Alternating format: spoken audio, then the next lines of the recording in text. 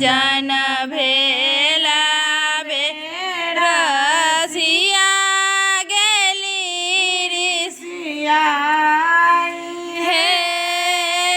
किया सखिया बे सीता के बुझा बे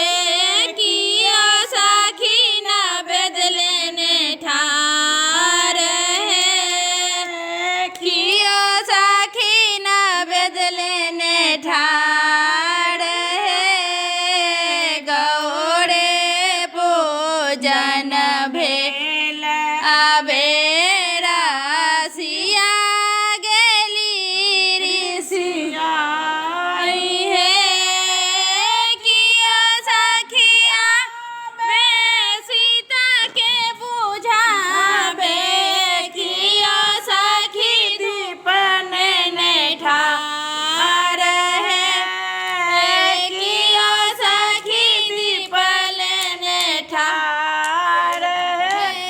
है गौड़े पूजन भेल आबे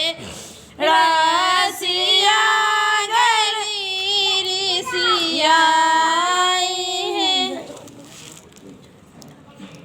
अब कथा कही।